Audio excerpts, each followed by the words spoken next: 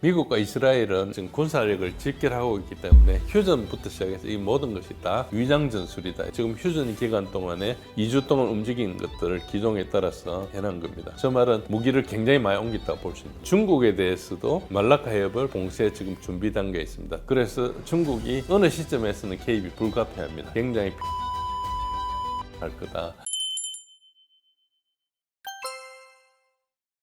그래서 일단 미국과 이란이 누가 더 버티겠는가? 그러면은 이란이 훨씬 우위에 있죠.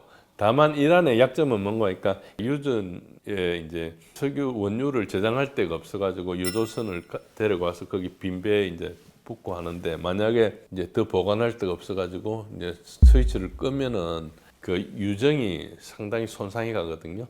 그러면 그걸 다시 복구하는데 시간이 굉장히 걸리고 비용도 걸리고 힘든 문제가 있죠. 그래서 미국은 그걸 노리고 있습니다. 그리고 이란은 이제 미국의 지속력을 노리고 있고, 그러니까 이 비용을 강제하는 구조입니다. 그래서 이제 그 미국이 이 봉쇄하는 것은 사실은 이것만 봉쇄하는 게 아니고 글로벌 봉쇄를 하려고 하고 있어요. 미국 봉쇄의 진짜 목적은 표면적으로는 대이란 경제 압박이 있고, 실제 전략 목표는 페트로달러 체제 이탈 세력을 전방위 봉쇄하는 것이거든요. 그래서 일단 러시아에 대해서도 흑해나 발트의 동지중해를 봉쇄하고 있고, 이란에 대해서도 저렇게 하고 있고, 중국에 대해서도 말라카 해협을 봉쇄 지금 준비 단계에 있습니다. 남인도양에서 말라카 해협까지 이어지는 봉쇄선을 이제 구성을 해가지고 이제 그 근처에 이제 미국이 좀 전력을 많이 가지고 있고, 그래서 미국이 말라카 봉쇄 시도를 하는 것은 그 다음 순서일 것이다, 이렇게 보고 있고요.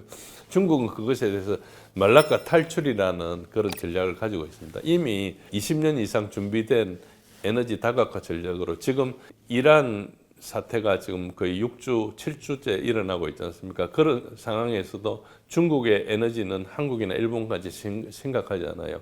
그리고 페르시아만 이외의 에너지원도 많이 있거든요. 미얀마나 카자흐스탄이나 투르크메니스탄이나 러시아나, 과거에 이제 지금 막혔지만 베네수엘라나 이런 데가 있었어요. 베네수엘라는 뭐 양이 많지 않았지만 어쨌든 있었고, 그리고 이제 그 중국이 가진 베이두 시스템은 중국 근처에서는 미국의 GPS보다 훨씬 우수해요. 베이두 시스템 아시는 분 아시겠지만은 이제 위성을 3겹을 거치거든요.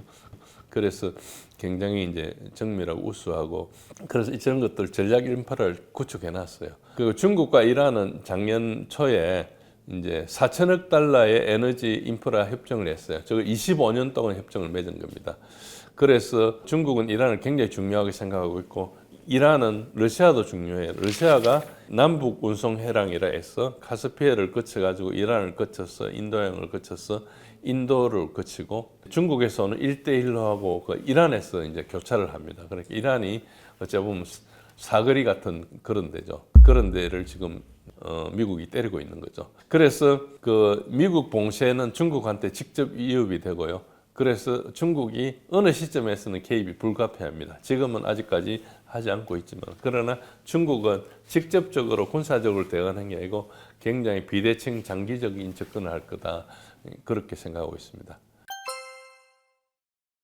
그 다음에 보면 일단 현재 봉쇄가 일어나고 있기 때문에 글로벌하게 경제 파장이 어떻게 일어나고 있는가 하니까, 독일의 루프트한자 굉장히 큰 항공회사죠. 2,000편 항공편을 축소했어요. 그러니까 항공유 값이 폭등을 하니까 생긴 문제거든요. 그래서 전 세계 항공 대란이 이제 스막입니다. 루프트한자가 저렇게 하면 이제 다른 항공사 다 따라하는 거죠.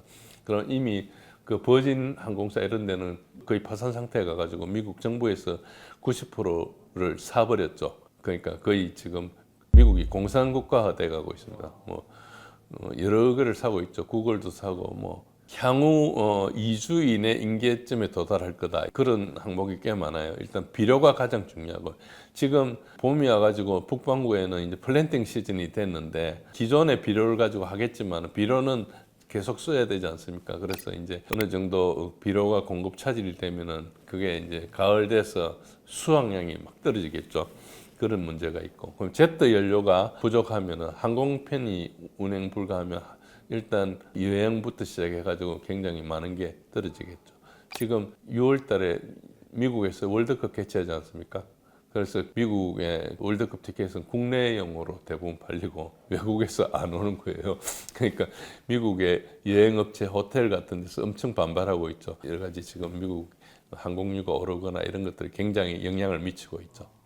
식량 위기는 거의 기근이나 식량 폭동 가능성이 예상됩니다. 이거는 한 서너 달 남았어요. 아직까지는 시작 안 했는데 특히 아프리카 같은 데 굉장히 힘들 거고요. 전 세계 원유 공급이 거의 한 30%가 거의 정발되어 있습니다. 지금 보시면은 전 세계적으로 그 석유 관련 시설에 폭격이나 화재가 엄청나게 일어나고 있어요. 그래서 저걸 음모론으로 제기하는 사람도 있습니다. 그리고 이제 미국에서 이제 이란을 다시 공격하면 이란이 걸프 지역에 이제 시설을 공격하겠다고 선언해 놓은 상태거든요. 특히 이제 사우디나 이런 데 이제 굉장히 터미널 공격할 수 있겠죠. 그리고 뭐 UAE 이런 것들이 아무 그 지금 방공망이 없기 때문에 그냥 때리면 때리는 대로 할 수 있고요. 아직까지 참전하지 않았지만 예멘 후티가 밥 알만데브 그 해협을 봉쇄하면 홍해가 전면 폐쇄됩니다. 홍해가 폐쇄되면은 누가 또 피해를 보는 거니까 이집트가 수에즈 운하를 운행해 가지고 버는데 그게 폐쇄를 되죠. 그러니까 손해를 보죠.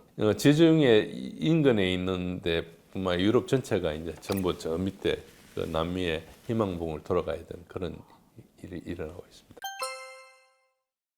CNN에서는 뭐 트럼프가 휴전을 연장한 이유라고 저렇게 써놨습니다. 그래서 미국이 이란에게 협상 개시 조건을 보냈지만 답변을 받지 못했다. 파키스탄을 통해서 직접 회담 계획 효과의 의문을 제기하고 있고 워싱턴은 이란이 내부적으로 분열돼 있고 통합된 입장이 없다고 믿고 있다. 그런데 가장 큰 문제는 우라늄 농축이나 핵 비축이다.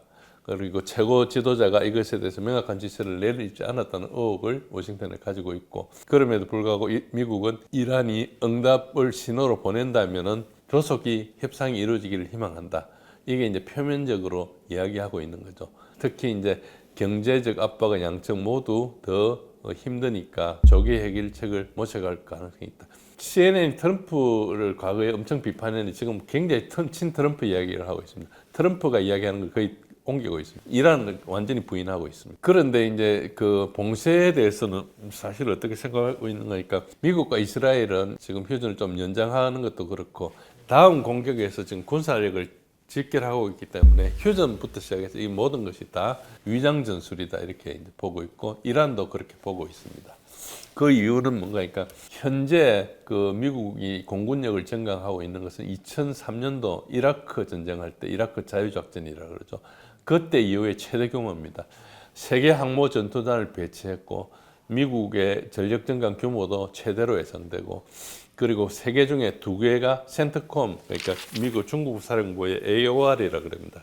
책임구역 Area of Responsibility 내에 있는 거죠. 그리고 한 대는 지금 마다가스카르를 통과해가지고 일주일 내에 도착한다. 지금 한 4, 5일 남았을 겁니다. 그래서 조지 H.W. 부시함이 오고 있죠. 그래서 전력 재배치를 보면은 전쟁에 참전한 대부분의 자산은 지역 내에 지금 잔류해 있습니다. 그러나 인원 일부를 교체하고 있고 현재까지 그 휴전하는 동안에 이걸 전력을 투사하는 것을 하나는 이제 공군기가 특히 전투기가 오려면은 미국에서 전투기는 단거리를 날기 때문에 공중급유가 있어야 됩니다. 그런 자산들이 이제 함재기에 실려오는 것은 그 항공모함에 6, 70대 많으면 이렇게 실려오거든요. 그런데 이제 몇백 대 수준으로 올라오면은 이제 공중급유기가 중간에 계속 떠서 그 기름을 날라줘야 되죠. 그러니까 그 항공기, 그 전투기들은 뭐 한 1000km, 뭐 1500km 이렇게 날 수 있는데 날아오는 길은 한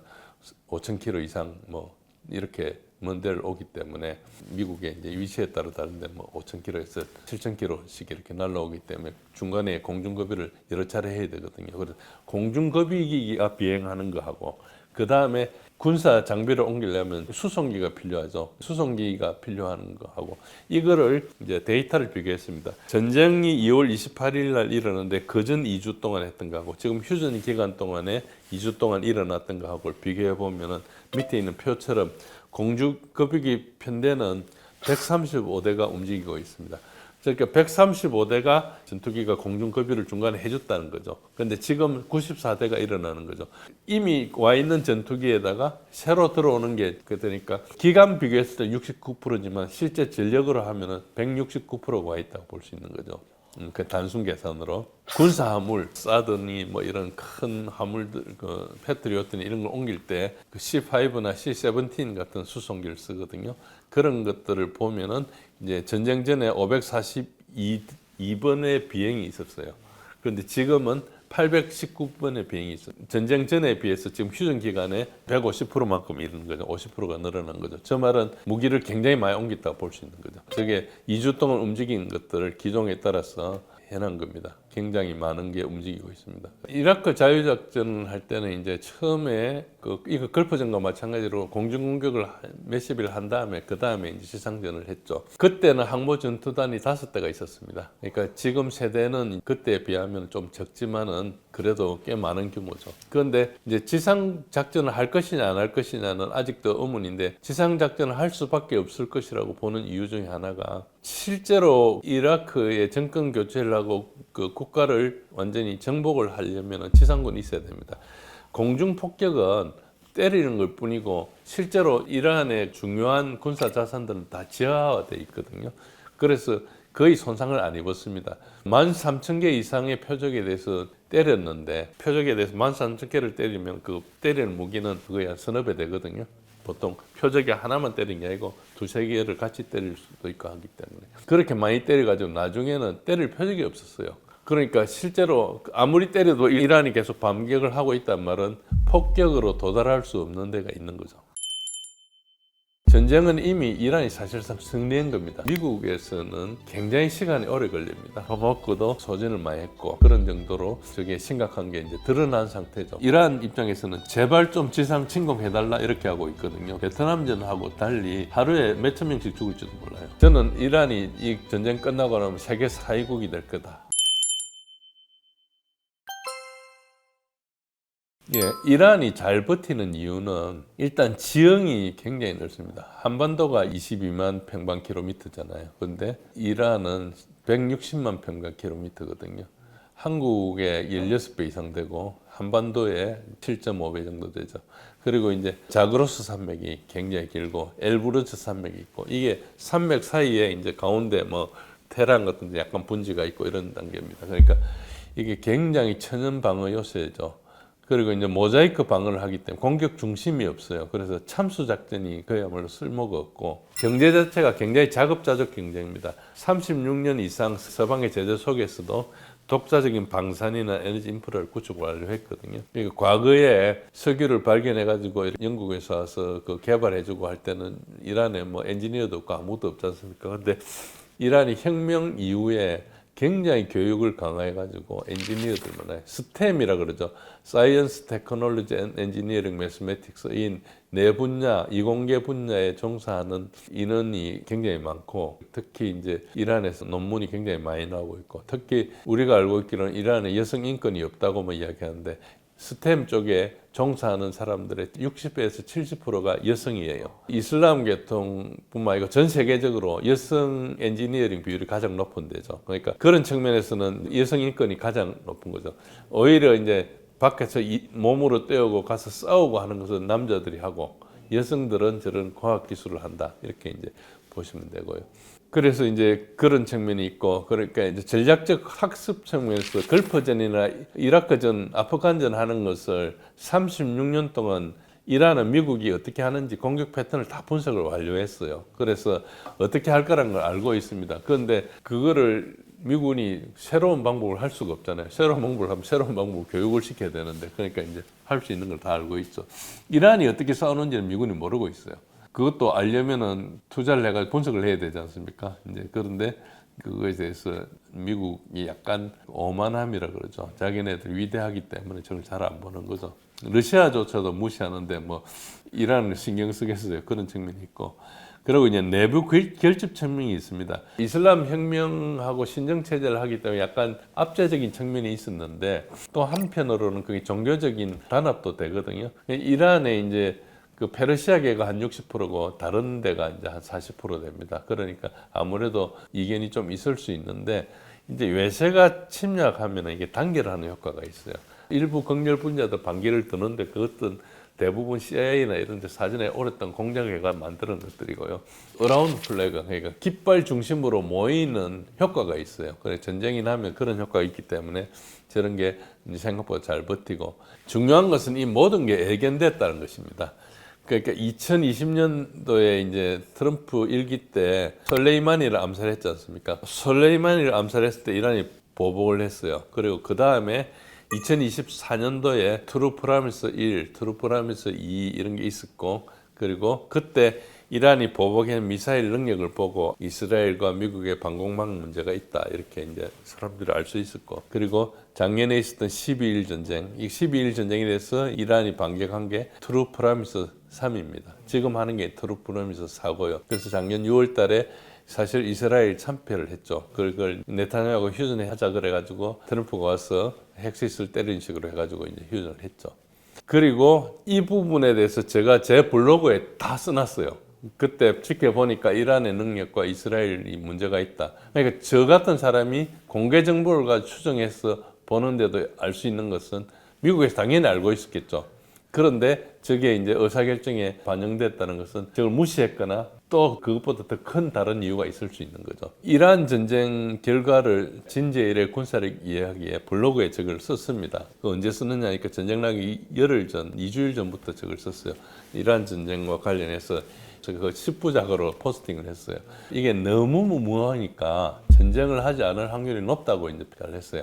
제가 확률로 따지면 한 45%좀 된다. 즉 50%는 안 된다 이렇게 했는데, 그럼에도 불구하고 전쟁을 했다는 것은 미국의 의사결정 과정이 너무 문제가 많거나 우리가 모르는 또 다른 차원의 게 있거나 둘 중에 하나라는 거죠. 그래서 지금 미국은 이걸 모르고 했다고 보면은 굉장히 당황하고 있다. 이스라엘도 당황하고 있다고 보는 게 더 정확할 거고, 말씀드린 대로 더 큰 의미를 부여하고자 하는 것은 이게 설명이 안 되기 때문에 합리적으로 이걸 미국의 비합리적인 행동을 해석하는 시도의 하나라 이렇게 볼 수 있습니다. 미국 이스라엘 대결의 전모 시리즈를 이제 10부작으로 만들었어요. 첫 번째 솔레이마니 유산을 설명했어요. 22년 동안 솔레이마니가 하면서 이제 설계한 전쟁 체계에 대해서 설명했고요. 그리고 두 번째는 탄도미사일 전력에 대해서 수천 발이 굉장히 정밀한 타격 능력을 가지고 있다. 그리고 세 번째는 스텔스가 종말이 될 거다. 스텔스기가 피해를 입을 거다. 네 번째는 미국 GPS 패권을 무력화하는 베이드하고 데이터 링크에 대해서 얘기했고, 다섯 번째는 참수 작전이 통하지 않는 이유를 설명했어요. 저게 전쟁 나기 전에 이야기한 겁니다. 그 여섯 번째는 중동의 미군 기지의 취약성에 대해서 이야기했고, 일곱 번째는 12.1 전쟁 때 보니까 이란의 군사력이 어떻더라 이걸 이제 설명을 했고, 여덟 번째는 이라크하고 비교해가지고 이란은 이라크가 아니다. 아홉 번째는 호르무즈 해협의 세계 경제를 인질로 잡는 능력에 대해서 이야기했고, 열 번째는 이란의 전략적인 중심인 저항의 축, 헤즈볼라나 후티나 이런 전력에 대해서 얘기했고, 그 결론적으로 해서 이란을 과소평가하는 것이 얼마나 위험한 걸 이야기했어요. 저 이야기는 웬만한 사람들이 알 수 있는 걸 제가 체계적으로 정리한 거에 불과한 겁니다. 그 중에 하나도 제가 뭐 남들 안 가지고 있는 데이터가 있는 게 아니거든요. 공개된 정보를 가지고, 그리고 저는 이제 오랫동안 이거를 이란 전쟁을 봐왔으니까, 그리고 특히 이제 2024년 10월 달에 이란이 트루 프라미스 2 때 여러 가지를 공격했는데 네바팀 공군기지에다가 탄도미사일이 떨어진 위성 사진이 있어가 그걸 분석해 보니까 생각보다 능력이 있다 이렇게 이제 봐서 미국이나 이스라엘 방공체계가 통하지 않을 거다. 그냥 방공에 대한 엄청 전문가 아니더라도 일반적인 군사 식견이 있는 사람이 알 수 있는 것이거든요. 저렇게 할 수 있는 정도로 예측했는데도 불구하고 왜 무모하게 했느냐, 이게 이제 문제죠. 저 분석이 뛰어나거나 이렇다기보다 누구나 알 수 있는 이야기를 미군이 충분히 정보가 저 정도는 있을 건데 왜 결정했느냐, 이게 이제 큰 숙제죠. 그래서 이제 결과적으로는 장기전의 가능성을 볼 수밖에 없다는 것이죠. 굉장히 비합리적인데도 불구하고 이렇게 했다는 것은 뭔가 공개할 수 없는 어떤 사정이 있다고 볼 수밖에 없는 거죠. 지금 현재까지로는 보면은 일단 이란이 승리하고 미국이 패배했지만은 미국이 내용상으로 그렇다 하더라도 공식적으로 패배를 인정할 수는 없잖아요. 이거 패배를 인정하고 나가면은 미국의 헤게모니에 엄청난 큰 손실이 되거든요. 그래서 결국은 전쟁이 장기화를 촉진하는 구조적 세 가지 요인을 보면 첫 번째가 미국이 출구 전략이 없는 겁니다. 철수한다는 것은 패배를 이야기하고 그거는 정치적인 자살을 의미하기 때문에 전쟁을 지속해야 되는 그런 정치 논리가 우선이 될 수밖에 없다. 그래서 전쟁이 장기화되는 것이고, 두 번째는 이란은 협상 조건을 수용 불가합니다. 미국이 이야기하는 15개나 이런 것들이 이제 그야말로 항복해라는 이야기인데 이란은 그걸 하지 않으려고 그래요. 이란 입장에서 이번에 전쟁 적당히 하고 다음에 또 할 수는 없는 것이거든요. 이란은 자기 국력을 지키다가 이번 전쟁에 이제 승부를 걸려고 하는 것이에요. 그렇지 않으면 우리가 잔디깎기라 그래가지고 뭐 잔디깎기나 양털깎기처럼 한참 자라고 나면 다시 깎고 하듯이 이란의 국력이 좀 쌓일만 하면 와서 전쟁하고 또 쌓일만 하면 와서 전쟁하고 이걸 견딜 수가 없는 거죠. 그래서 이번 호기에 절대로 이란은 물고 나와주지 않을 거다. 그래서 그것은 뭐냐, 물고 나와주려면 자기네들 요구하는 조건을 미국이 다 들어줘야 될 때까지 할 거다고 볼 수 있는 거죠. 이란이 그래야지 내부의 혁명적인 결집도 하고, 그런데 만약에 양보를 하면은 그동안에 47년 동안 그게 혁명정부를 하다 보니까 압제적이지 않겠습니까? 그런 압제정부에 대해서 상당히 이란 내에서 굉장히 그 반발도 많았는데 그런 부분에 대해서 이제 정치적으로 감당할 수 없는 거죠. 그 다음에 이제 지금 국제적인 구조가 있습니다. 중국과 러시아가 이란을 지원을 지속하는 문제가 있죠. 그래서 이제 그 외교적인 압박하고 경제 제재의 실효가 한계가 있다. 미국이 할 수 있는 게 중국과 러시아를 다 동원할 수 있다면 이란을 금방 잠재울 수 있겠지만 실제로 그렇지 않다. 다만 단기적으로는 종결할 수 있는 압박 요인이 좀 있습니다. 유가가 급등하고 미국 국내 소비자 물가가 급등하고 트럼프의 지지율의 하락이 압박이 있고, 그러면 이제 걸프 지역의 국가들도 전면적 확대를 원하지 않고 이러면은 이제 지역 동맹 이탈을 하겠죠. 그러면 트럼프한테 이제 압박 요인이 되죠. 그런 측면이 있습니다. 그래서 체면을 상하고도 이제 손절을 하고 나올 수가 있는데, 그래서 합리적인 의사결정자라면은 미국과 이스라엘 모두가 종전을 추구해야 됩니다. 이스라엘 입장에서는 트럼프 이후에 다른 대통령에 대해서 다시 전쟁할 수 있느냐? 지금 힘들더라도 계속 해야 된다. 자기들이 뭐 팔을 하나 자르더라도 상대방의 다리를 자르겠다는 식으로 이제 갈 수 있는 거죠. 그리고 이제 이란 입장에서는 지금 이번에 승기를 잡았기 때문에 이번에 끝장을 봐야 된다. 적당히 물러나면은 잔디깎기를 당할 수 있다. 그래서 국력 회복하기도 힘든데 그러고 나서 또 한 10년 있다가 또 전쟁하고 또 전쟁하고 이렇게 할 수가 없는 거죠. 이미 이란이 굉장히 큰 국력을 가지고 있는데도 불구하고 경제 제재를 47년 당하다 보니까 굉장히 힘든 상황이 됐거든요. 그거를 이번이 최후 결전이라고 생각하는 거죠. 그런 측면에서 이란이 지금 거의 물고 늘어지고 있고 미국은 그걸 대할 수 있는 힘은 있는데 장기적으로 버틸 수는 없다. 이렇게 볼 수 있는 거예요.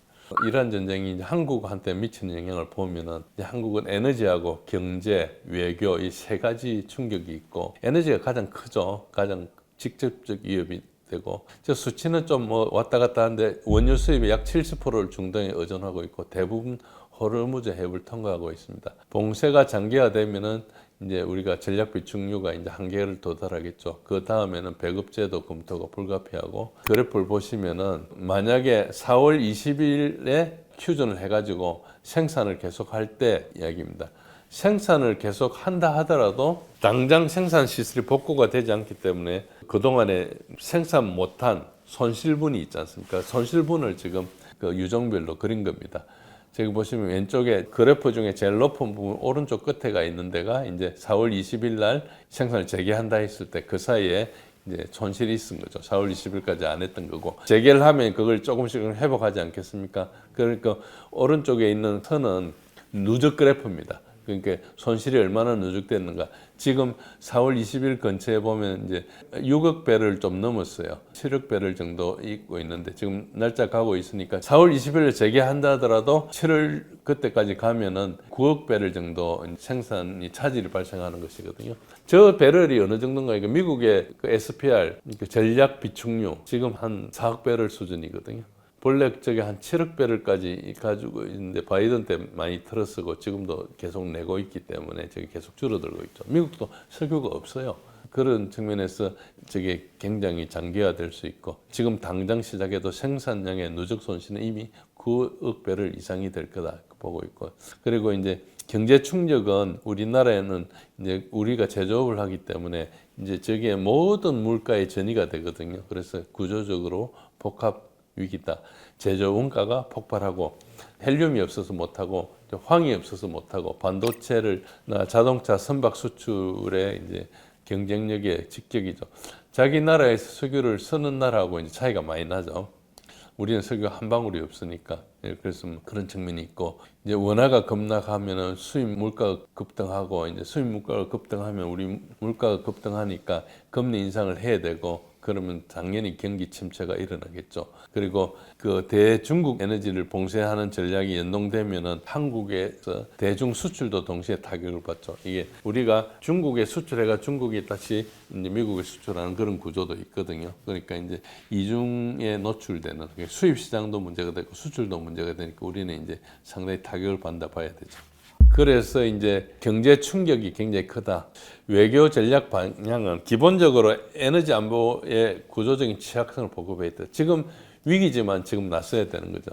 장기적으로는 전략 비축률을 확충해야 돼요. 어쨌든 석유를 모아야 되고 에너지 수입선을 다변화하고 장기적으로 가면은 이제 재생에너지 전환도 해야 되고 특히 원전 같은 것도 해서 발전하는 에너지 석유 비용을 줄이게 이렇게 가야 되는 측면이 있어요. 그런데 이제 단기적으로는 당장 석유가 없으면 전략 비축률을 방출하고 긴급 대체 공급선을 확보해야 되겠죠. 그리고 이제 이번에 그 이란 전쟁을 하면서 미국의 억지력에 대해서 봤을 겁니다. 우리는 미국의 억지력에 의존해서 이제 우리 안보를 지키고 있는데 전쟁이 일어나면은 우리가 가지고 있는 걸 전쟁을 할 수 있지만 전쟁이 일어나지 않게 하는데 이제 미국의 전력이 굉장히 중요한데 이것들이 지금 이란 전쟁하면서 굉장히 흔들렸거든요. 우리가만 그렇게 느끼는 게 북한도 그렇게 보고 있을 거 아닙니까? 중국도 그렇게 보고 있고 미국이 별거 없구나. 그러면은 소위 말해서 오판이나 도발의 위험 가능성이 높아지는 거죠. 확률적으로. 그래서 이거에 대비하기 위해서 우리가 독자적인 방위 역량 강화가 좀 필요하다. 기존의 핵 추진 잠수함이나 우리도 장거리 정밀 타격 능력을 미국에 의존하지 말고 국산을 많이 확보해야 된다. 그리고 방공 시스템은 전 세계적으로 부족하기 때문에 우리가 하는 것도 중요하지만 우리 확충을 해야 된다. 그런 것들이 이제 우리 전체 전략적 우선순위가 되고 이걸 전략적 우선순위를 기존에 있는 억지 구조를 검토해서 이걸 리바이저를 해야 되는 그런 입장이 있고요. 다른 한편으로는 K방산의 기회가 있는 거죠. 여건적 딜레마도 있고. 방산 수출을 이제 상업적인 기회를 넘어서 이제 외교적 위상을 제고하는 노력에 이란을 취재한다. 상당히 우리가 그 무기를 공급할 수 있는 파트너가 됐기 때문에 다른 나라에 미치는 영향이 굉장히 큽니다. 우리나라한테 무기를 사러 오려고 그러면은 이제 우리나라하고 친해야 되지 않겠습니까? 그러니까 그만큼 이제 우리의 어떤 레버리지나 영향력이 좀 확산되는 거죠. 그리고 지금 우리가 한미 동맹 구조 안에 있지만은 독자적으로도 중동이나 걸프 지역의 외교 공간을 우리가 좀 넓힐 수 있고 또 중국도 마찬가지입니다. 특히 이제 걸프 국가한테 대해서 에너지 안보에 대해서 다자 협력 채널을 별도로 구축하고 특히 이번에 한러 관계를 개선해야 된다. 러시아 에너지 확보를 추진해야 된다. 이거는 우리가 하면 돼요. 미국 눈치 때문에 못하고 있는 것을 이번에 좋은 기회로 할 수 있기 때문에 외교적인 가감성이 필요하다. 그리고 우리의 대북 전략에 대해서 구조적으로 재검토를 해야 된다. 제재와 압박으로 이제 미국이 계속 해야 하는 걸 우리가 따라와 편성했는데 이것으로 갈 것이냐? 아니다. 이거 우리가 완전히 지금 판을 다시 봐야 될지 모른다. 다른 대안을 끊임없이 모색해야 된다. 어떤 청사진을 당장 내놓을 수 없다 하더라도 우리 끊임없이 이제 대안을 검토해야 된다. 그리고 전략적 모성 유지가 필요하다. 그러니까 지금 미중 대립 사이에서 균형치고 왔다 갔다 하는 상황에서 우리가 과거에 했던 어떤 균형자 역할을 할 수는 없다 하더라도 어쨌든 우리 국익 외교로 가기 위해서 근해 타기를 좀 해야 되는 그런 상황이기 때문에 우리가 어느 편에 서는 것을 너무 명확하게 할 필요가 없이 해야 된다. 그게 이제 굉장히 잘하는 나라가 인도하고 터키 같은 나라예요. 터키는 배신을 밥 먹듯이 하고요. 인도는 어느 편에 속하지 않는 거예요. 이란도 마찬가지입니다. 중국과 러시아하고 관계를 맺고 있지만 이게 오랫동안 제재를 받다 보니까 이렇게 된 거지. 이란도 러시아하고 소련 시절부터 관계가 되게 안 좋았어요. 그러니까 이란이 자기 주권이나 독자성에, 자주성에 대해 침략받지 않으려고 굉장히 이제 이런 것들 제한하고 있거든요. 그러니까 우리는 80년 동안 한미 동맹이 우리의 젖줄이기 때문에 거기에 의존하는 게 되게 편하고 그렇게 아주 거기에 의존해 왔는데 지금 그렇게 편안함을 계속 누릴 수 있는 환경인지 지금 정신을 차리고 이불을 걷어차고 밖에 나가가지고 다시 봐야 될 것인지 이 부분에 대해서 우리가 재정립을 해야 될 시기다. 트럼프의 휴전 연장은 다시 기습 공격을 위한 시간 벌기를 위한 술책이다. 이란의 대통령은 강압에 굴복하지 않는다. 제랄드 포드안 같은 경우는 300일 이상 지금 연속 출동해 있거든요. 굉장히 사람들이 돌아버릴 상황이죠. 그런데 미국은 지금 자기와 관계없는 데 가서 봉쇄를 하잖아요. 그 자체로 전쟁 행위예요. 나중에 탄핵 사유가 될 겁니다. 네, 안녕하십니까. 진제일의 군사력 이야기라는 블로그를 운영하고 있는 블로그입니다. 뭐 하루 미뤘다가 이제 좀 무기한 미뤘죠. 일단 휴전 연장이 뭐 압박이냐 계산이냐, 일단 표면적으로는 이제 협상 가능성을 탐색하기 위해서 JD 벤스 부통령이 이슬라마바드 2차 협상에 이제 가기 위해서 당시에는 하루 추가 시간이 필요해가지고 하루를 미룬 상태였는데요. 그 다음에 이제 이란 측에서는 공식으로 입장을 표명하지 않는 상태였습니다. 그래가지고 이란의 대통령은 강압에 굴복하지 않는다 이런 강경 발언을 했고 거기에 대해서 미국에서 맞대응을 하기 위해서 이제 하루를 미룬 걸로 보죠.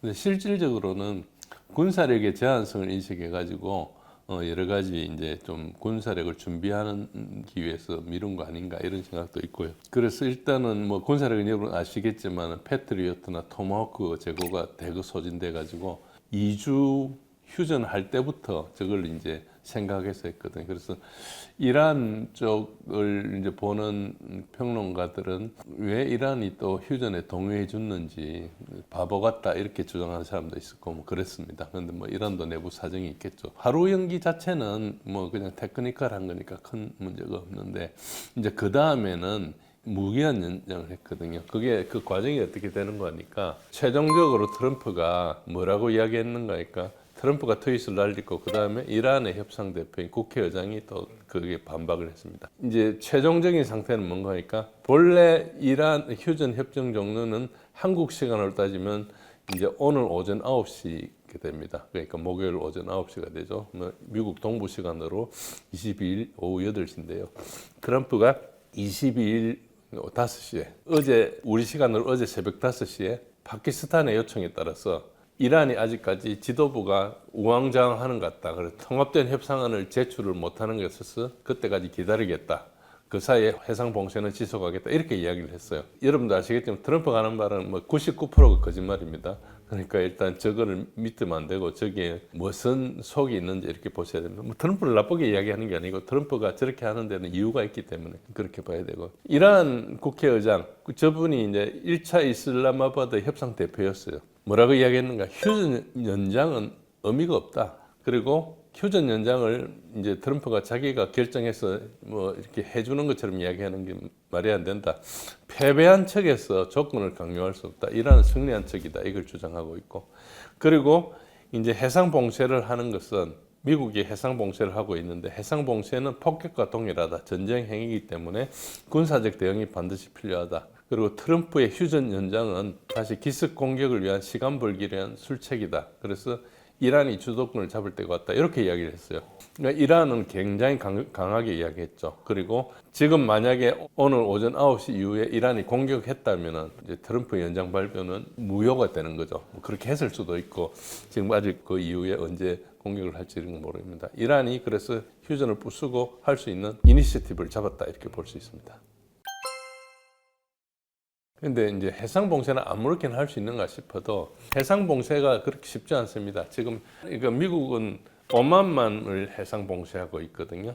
그리고 호르무즈 해협은 이란이 통제하고 있고, 이란이 호르무즈 해협을 통제하는 것은 한 33km 되는 데를 통제하고 있고, 미국이 통제하는 오만하고 이란 사이에 그 경계는 한 130km 정도 됩니다. 일단 해상 봉쇄가 얼마나 어려운가 하면은 해상 봉쇄를 하면은 미국이 봉쇄하는데 재정 비용이 엄청 증가합니다. 그리고 해상 봉쇄를 하기 위해서는 승무원 필요가 엄청 증가해요. 그래서 굉장히 중대한 위험을 초래하죠. 우리나라는 육군 참모총장, 해군 참모총장, 공군 참모총장, 해병대 사령관이 있지만은 미국은 거기에다가 각 민간인들이 장관이 있습니다. 즉 국방부 장관이 있고 합참의장이 있고 육군 참모총장이 있고 육군성 장관이 있고 공군 참모총장이 있고 공군성 장관이 있고 해군 참모총장이 있고 해군성 장관이 있습니다. 그러니까 문민 통제를 하는 거죠. 해군성 장관은 민간인 장관 중에서 가장 힘이 셉니다. 왜냐하면 해군 예산이 가장 많거든요. 그런데 해군성 장관이 사퇴를 했죠. 뭐 해고를 했다고 하기도 하고. 미국이 해군력이 세계 최고인데 지금 해군력이 굉장히 힘들어가지고 어려움을 겪고 있는 상황이 있습니다.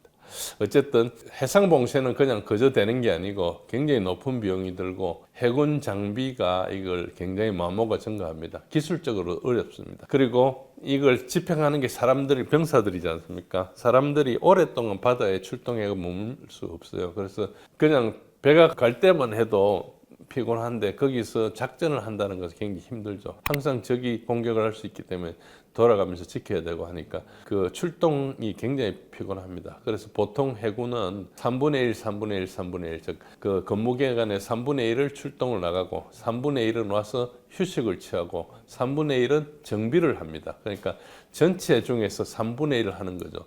그렇지만은 하루 출동을 하면은 24시간을 근무하는 것이거든요. 자든 말든 관계없이 계속 그 상태니까. 그러니까 3분의 1을 한다 해도 사실 다른 사람들 하루 종일 근무하는 걸 같은 걸로 볼 수 있습니다. 그런데 지금 제랄드 포드함 같은 경우는 300일 이상 지금 연속 출동해 있거든요. 그런 것들은 굉장히 사람들이 돌아버릴 상황이죠.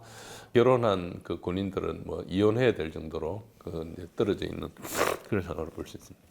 그리고 굉장히 이 작전이 고위험 작전입니다. 되게 쉬울 것 같지만은 이란이 이 지역에는 대한 미사일도 가지고 있고 탄도 미사일 가지고 있고 드론으로 공격을 할 수 있어요. 그러니까 이걸 지금 집행하는 것은 구축함이 가가지고 쫓아내고 해상 봉쇄 말 안 듣는 데를 쫓아가지고 납포를 하는데 그거 하기 위해서는 이제 사격을 하고 그 다음에 배를 정지시킨 다음에 그 위에 헬기나 아니면은 그 보트로 다가가가지고 배에 탑승해가지고 그 배를 통제를 하고 이런 과정을 거칩니다. 주로 그것은 이제 해병대가 하거든요. 그 해병대가 하거나 그 함정에 있는 헬기를 가지고 특히 이제 헬기 탑재 구축함 이런 데서도 가기도 하고 하는데 그 하는 요원들은 특수 요원들이었죠. 그러니까 이 특수 요원들도 이제 그렇게 많지 않은데 그걸 계속 돌려야 되는 거죠. 그리고 아직까지는 지금 휴전 기간이기 때문에 이란이 미국 함정에 대해서 사격을 하지 않았어요. 이제 사격을 하게 되면은 굉장히 물러나야 되죠. 그러니까 이란 쪽 해안 근처에는 갈 수가 없는 그런 측면이 있죠. 그러니까 아예 그 오만만 바깥 인도양 쪽으로 나와가지고 해야 되는. 그리고 미국은 이제 해안과 호르무즈 해협 사이에 상당히 멀리 떨어진 것을 순찰을 하고 멀리 떨어진 곳에 순찰을 하다 보면 굉장히 과도한 부담입니다. 가까이서 할 수 있으면 좋은데 이란이 쏠 수 있기 때문에 지금 현재 이란의 컨테이너선을 납포를 한 걸 보면은 한 대는 컨테이너선을 납포했고 하나는 유조선을 납포했는데 이제 맨 먼저 했던 그 컨테이너선 납포한 걸 보면은 17노트로 항해하는 것을 6시간을 추적을 했어요. 그러니까 그게 한 200km 정도 추적한 것이거든요. 그 이후에 엔진 사격을 했어요. 그러니까 6시간 동안 배가 따라가야 되지 않습니까? 그리고 따라간 다음에 헬기 탑승해가지고 이제 납포를 했습니다. 맨 왼쪽에 이제 구축함이 저 멀리 보이는 저 컨테이너함을 따라가는 것입니다. 따라가면서 이제 가까이 와서 경고도 하고 사격도 해요. 저기 벌써 정오 정도, 12시 정도부터 따라온 거예요. 따라와가지고 나중에 그 사격한 다음에 배가 멈추고 다가가면서도 금방 다가갈 수 없는 게 컨테이너선에 가지고 있는 대공 미사일 이런 게 있으면은 이 헬기가 격추당할 수 있잖아요. 저게 이제 밤중에 그 야간에 들어가는 거예요. 그러니까 이게 저거 하면서 벌써 12시간 가까이 소모한 거죠. 그 밑에 있는 오른쪽에 있는 것은 이제 두 번째 배인 유조선을 납포하는 과정인데 이것도 이제 뭐 헬기를 2대가 와가지고 합니다. 특수 작전하는 특수 요원들이 오지만은 실제로 근처에서 엄호하는 공격 헬기들 AH-61 그러니까 아파치 헬기 같은 것들이 또 밖에 있어요. 그러니까 작전을 할 때 대규모 동원이 됩니다. 저런 거 유지하는 것은 기본적으로 구축함들이 있어야 되고 그 다음에 저걸 할 수 있는 특수 요원들이 있어야 되죠. 그러니까 이미 이제 그 지금 파견한 항모 강습단 그리고 이제 상륙 강습단 그 전력들이 있기 때문에 저게 가능해요. 가능한데 실제로 이란에서 공격을 하기 시작하면 완전히 그림이 달라집니다. 그래서 이제 이 비용이나 이런 것들이 거의 천문학적으로 늘어날 뿐더러 가장 중요한 것은 저걸 할 수 있는 특수 요원들인 사람이 제한되거든요. 그런 저런 작전을 하려면은 저 한 척이 할 수 있는 게 아니고 계속 돌아가면서 해야 되잖아요. 그러니까 이제 그 실제로는 그 사이 한 2, 3일 사이에 한 20몇 척을 돌려보냈다고 이야기하는데 만약에 이란이 공격하거나 아니면 저기서 뭐 중국 같은 데 거부를 하면 중국이 이제 다른 데를 할 수 있어요. 남중국해에 내가 봉쇄를 하겠다 그러면은 여기는 에너지가 한 20% 이렇게 오가고 있지만 남중국해를 하면 세계 무역의 40%를 통제하거든요. 한국하고 일본을 목재어 버리는 거죠. 그러면은 한국, 일본은 저 멀리 태평양 심해로 돌아가야 되지 않습니까? 그런 걸 할 수 있어요. 그걸 이제 아직 안 하고 있지만은 할 수 있는 카드가 있는 거예요. 그러니까 해상 봉쇄를 아무한테나 쓸 수는 없습니다. 지금 쿠바한테 쓰다가 뭐 지금 러시아가 들어오니까 러시아가 베네수엘라에서 이제 작년 8월부터 해상 봉쇄를 했죠. 그러다가 올 초에 이제 베네수엘라 마두로를 체포하고 난 다음에 베네수엘라에서 쿠바라고 하는 석유를 봉쇄했거든요. 석유를 봉쇄해가지고 막았는데 석유가 없으니까 이제 쿠바가 러시아에 요청해서 러시아가 이제 유조선을 보냈어요. 유조선을 보냈는데 원유를 준 게 아니고 이제 정제유, 휘발유, 디젤유 이런 걸 싣고 와가지고 이제 그런데 미국이 봉쇄하고 있는데 러시아 이제 유조선이 왔죠. 왜 왔는가 하니까 러시아 핵 잠수함이 그 엄호를 했거든요. 핵전력을 가진 나라가 이렇게 하면 꼼짝 못 하는 거예요. 그러니까 이 해상 봉쇄라는 게 조그만 나라한테 대해서 장난치는 거지 큰 건 못 해요. 그러니까 저게 비용은 많이 드는 거고 굉장히 어려운 작전입니다. 그래서 이란은 어떻게 했는가 하니까 선박을 납포했어요. 그러니까 이스라엘과 관련된 MSC 선박을 납포하고 들고 UAE 인근 지역에서 납포했는데 결국은 걸프 지역 사람들은 GCC 국가들은 뭐가 문제인가 하니까 기름은 많이 팔아서 돈을 버는데 그 나라를 운영하기 위해서 필요한 식량을 수입을 해요. 식량의 80%를 외부에 수입을 합니다. 그리고 물이 없어가 물은 해수 담수화 시설을 가지고 있죠. 이란이 걸프 지역 국가에 대해서 해수 담수화 시설을 부숴버리면은 미군이 거기 있을 수 없어요. 물이 없으니까. 그리고 걸프 지역에 들어가는 GCC 국가에 들어가는 걸 막아버리면은 특히 이제 뭐 사우디 같은 나라는 큰 나라니까 그렇게 돌아올 수 있지만은 카타르나 UAE나 바레인이나 이런 쿠웨이트나 이런 작은 나라들은 호르무즈를 막으면은 다른 나라를 통해서 와야 되거든요. 그러니까 굉장히 힘들죠. 그래서 식량 같은 거를 막아버리면은 며칠 버틸 수도 없어요.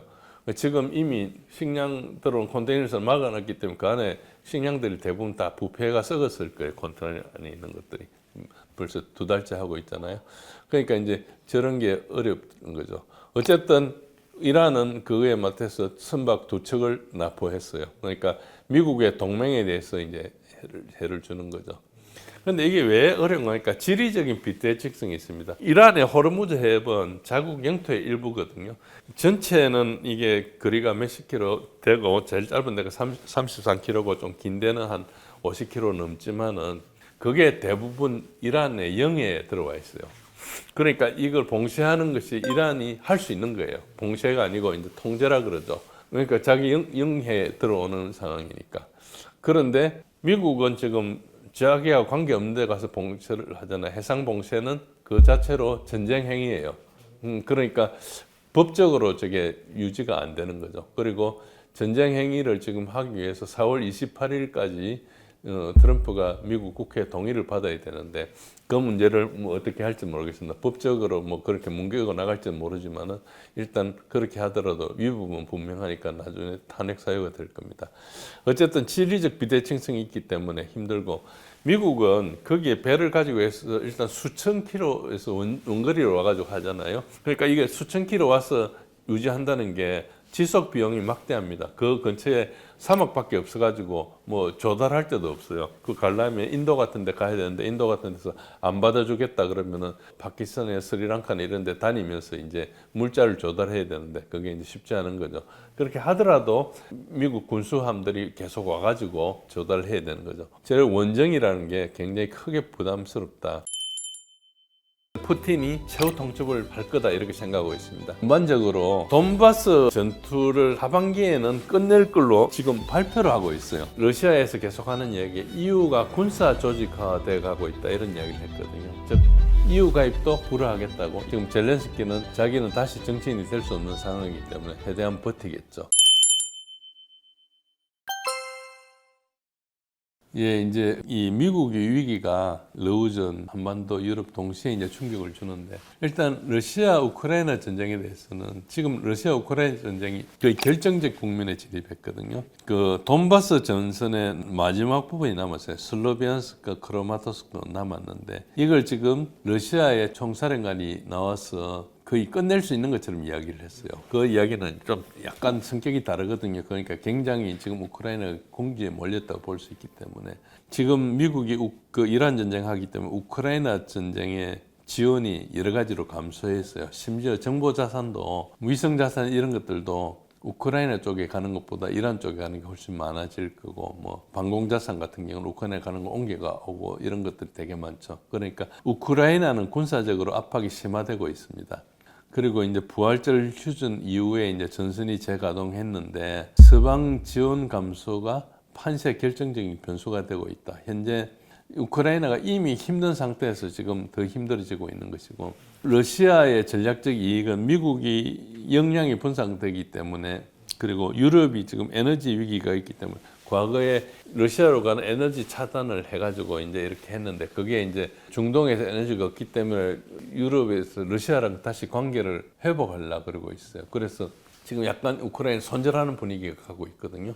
저게 이제 언론에서 그런 영향이 나타나고 있습니다. 그래서 저런 부분이 있다. 두 번째 이제 한국에 미친 영향이 뭔가니까 지금 주한미군 재배치나 감축에 대한 압박이 심화될 거다. 여러 가지로 지금 전쟁하면서 미국이 굉장히 좀 거덜난 상태거든요. 그래서 이제 미국이 방위기비 협상이나 주한미군을 재배치하는데 이런 걸 쓸 가능성이 되게 높다. 물론 트럼프가 그런 움직임에 대해서 미 의회가 막아놨어요, 제도적으로. 이제 국방수권법에서 이제 그런 거를 해놨기 때문에 트럼프가 멀쩡히 할 수는 없습니다. 그러나 자기가 할 수 없는 것도 말로서 계속 하고 있죠. 할 수 있는 것처럼. 그리고 또 우리 같은 데 겁먹고 그러는데 지금 안 되게 돼 있어. 그걸 국방수권법에 대해서 또 트럼프가 서명을 했기 때문에 법적으로 이제 유효한 상태죠. 자기가 서명해놓고도 거꾸로 이야기하고 있으니까. 그렇죠. 그리고 이제 해구산 신뢰도가 하락이 되면은 독자적으로 핵 능력 논의가 이제 불가피할 수밖에 없다. 그래서 지금 만약에 이제 이란에 핵 공격을 하게 되거나 핵 전쟁이 벌어지는 상황이 일어나면은 전 세계에 이제 핵 확산이 도미노처럼 일어날 거라 보고 있는 이유 중에 하나도 저런 겁니다. NPT 이런 거 가입해가 잘 지키고 하는 것이 그냥 그렇게 하는 수단이지 실제로 그걸 지키는 사람 보여줄 어떤 게 없었다는 것밖에 안 되기 때문에 그 체제 자체가 다위선이라는 게 그러려면은 국제 시스템이 다 붕괴되는 것이거든요.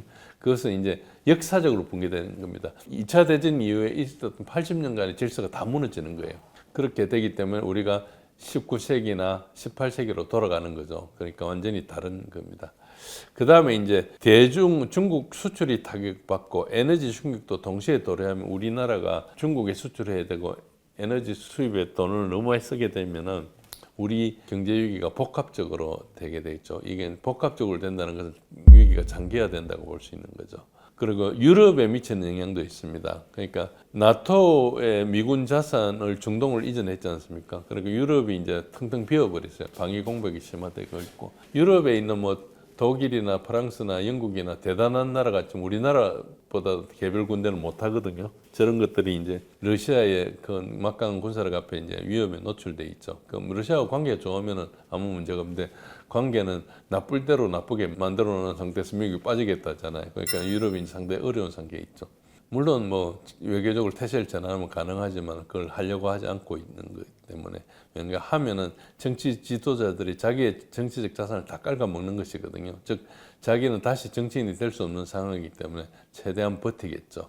유가가 급등하게 되면은 유럽 제조업이 추가적으로 경쟁력을 타격을 입고 에너지 취약성이 이제 다시 확인이 되는 것이죠. 그리고 결론적으로 미국의 위기는 러우전이나 한국이나 뭐 일본도 마찬가지고 유럽에 미치는 게 특정 국가가 아닌 글로벌 질서 재편의 신호탄이 든다 이렇게 볼 수 있습니다. 요 기사가 지금 이게 이제 우크라이나가 병력을 못 구해가지고 이제 병력을 길거리에서 강제로 이제 끌고 갔거든요. 이게 사실 3년 전부터 있었어요. 그런데 서방에서는 이걸 전혀 기사화하지 않았는데 최근에 어제 이게 현지 시간으로 21일이니까 우리 시간으로 22일이니까 어제입니다. 어제 블룸버그에서 이런 기사를 냈어요. 그러니까 전쟁 피로가 깊어지니까 우크라이나에서 이제 징병 사무관들에 대한 공격이 굉장히 높아지고 있다 이런 이야기를 하고 있는데 이 사실 공격이 있은 건 작년만 해도 341건의 공격이 있었어요. 금년에 지난 3개월 동안 100건의 공격이 있었으니까 조금 강화가 되고 있지만 1년 가봐야 400건이지 않습니까? 그러면 거의 비슷한 공격이 있는 거예요. 그러니까 오래전부터 공격이 있었는데 이걸 최근의 일처럼 이제 기사를 한 거죠. 그러니까 이것은 이제 이 서방 주류들이 이 우크라이나 전쟁을 기획하고 지원했던 이 내러티브를 만드는 사람들이 태세 전환을 하고 있는 것이거든요. 즉 러우전을 종결하려고 할지 모른다. 지금 너무 유럽이 어려워서 유럽이 이제 우크라이나를 손절할지 모른다는 신호라고 보는 거죠. 자, EU 집행 부위원장인 카야 칼라스입니다. 이 사람은 EU의 외교 수장이라고 할 수 있죠. 이제 각 나라에 대해서 다니면서 이제 우크라이나 지원에 대해서 여러 가지 그 요청도 하고 하는 그런 실무 책임자라 볼 수 있죠. 카야 칼라스가 뭐라 이야기했는가 하니까 많은 국가들이 기여금 확대에 반대하고 있고 미국의 지원 감소로 인해서 많은 이들이 우크라이나에 있는 많은 사람들이 EU의 도움을 요청 중에 있다. EU는 아직까지 최대한 지지하는 나라이지만은 우크라이나에 대해서 내부적으로 또 한계와 우려에 직면해 있다. 이 이야기를 했어요. 저 앞에 블룸버그하고 딱 맞잖아요. 그러니까 같은 사람끼리 저기 이야기하고 있어요. 저게 뭐겠습니까? 손절하겠다는 신호를 보내고 있는 거죠. 지금 우크라이나 전쟁은 전 전선에서 우크라이나가 밀리고 있지만은 저 지역이 돈바스 지역의 최후의 전장이에요. 저희가 지금 왼쪽에 있는 지도가 제가 빨간 타운으로 그린 저 부분입니다. 저 부분 슬로비안스크, 크로마토스크, 그 밑에 있는 게 콘스탄티노프카입니다. 저기를 공격하고 있는데 아직까지 저기가 최후의 결전지입니다. 여기 보면 이제 그거 확대해 놓은 겁니다. 그래서 이제 전체적으로 쭉 가고 있는데 밑에 콘스탄티노프카는 상당히 거의 점령하고 있어요. 대부분 있고 그 외곽에 이제 하고 있는데 그 이제 리만 그리고 밑에 이제 계속 공격하고 있는데 전반적으로 돈바스 이 전투를 한 금년 한 하반기에는 끝낼 걸로 지금 발표를 하고 있어요. 그러니까 이제 러시아 총사령관이 그런 이야기를 하고 있거든요. 그러면 돈바스 전투가 금년 여름에서 가을 사이에 끝날 가능성이 있다 치면은 그 이후에 푸틴이 무슨 이야기를 할 거냐. 저는 푸틴이 최후 통첩을 할 거다 이렇게 생각하고 있습니다. 그 예상 발표 시점이나 성격이 돈바스 전투가 종결되면 푸틴이 공식적으로 나와가지고 기존에 요구했던 게 뭔가 그러니까 2024년 6월 14일 날 발표했던 안이 있어요. 그걸 가지고 지금까지 협상하면서 계속 고착하고 있는데 그 라인에 대해서 추가한 새로운 요구 조건을 발표할 거다. 이제 전장에서 이겼으니까 우리가 요구할 거다 이렇게 보는 거죠. 그러니까 이스탄불 협상안에다가 이걸 이제 공식적으로 업데이트할 거다. 그게 이제 결국은 그 새로운 요구가 미국이나 유럽이나 우크라이나가 받아들이기 힘들면은 사실상 최후 통첩 성격이 될 것이거든요. 그래서 예상 요구 내용은 이때까지는 우크라이나가 나토 가입을 반대해 왔어요. 그러나 EU 가입은 허락해 왔는데 지금 최근에 러시아에서 계속하는 이야기 EU가 군사 조직화돼 가고 있다 이런 이야기를 했거든요. 즉 EU 가입도 불허하겠다고 이야기를 할 것이에요. 그리고 당연히 젤렌스키가 권좌에서 나가야 될 것이고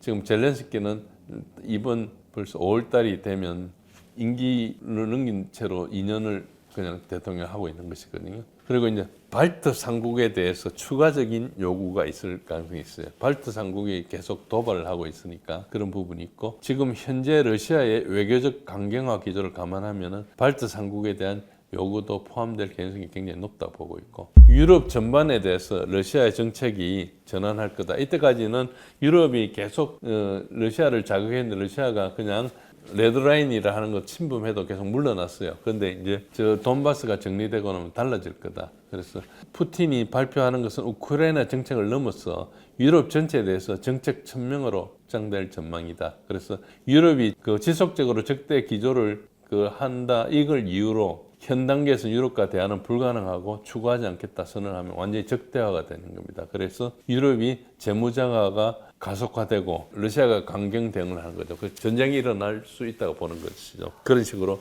갈 가능성이 있습니다. 그러니까 전쟁을 하지 않으면 강력하게 뭘 요구하겠죠. 그런데 저때가 되면 미국은 이미 유럽에서 사실상 대부분 떠난 상태거든요. 그러니까 이것은 트럼프의 계획 안에 있을지도 모릅니다. 트럼프가 서방구를 지키고 있으니까 이쪽에 유럽은 러시아가 알아서 해라 이렇게 던져줬을 수도 있어요.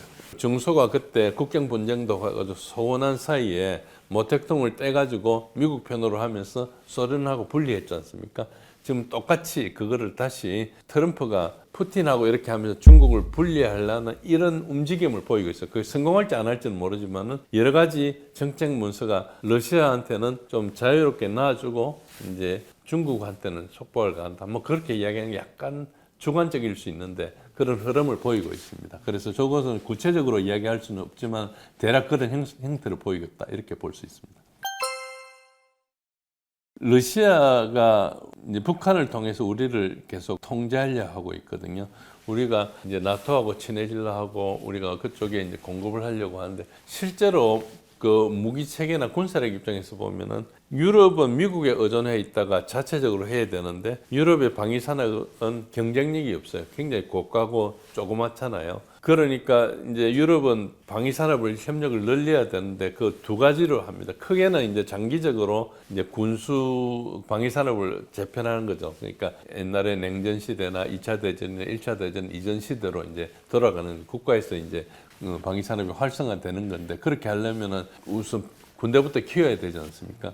그런 상황이 오는데 그거는 이제 10년 이상 걸리는 장기적인 작업이거든요. 징병제를 도입해야 되고 군대를 과거에 이제 CFE라 해가지고 그 유럽 재래식 전력을 제한하기로 했던 걸 다 깨고 이렇게 해야 됩니다. 그러니까 완전히 이제 30년 전에 있었던 시기를 다시 되돌리는 걸 해야 되죠. 그러니까 그런데 미국이 빠지고 나면 방산 시장에 보면은 다 서방에서 공급해야 되는 유럽의 입장에서 미국 빼고 나면 서방에 누가 있는가?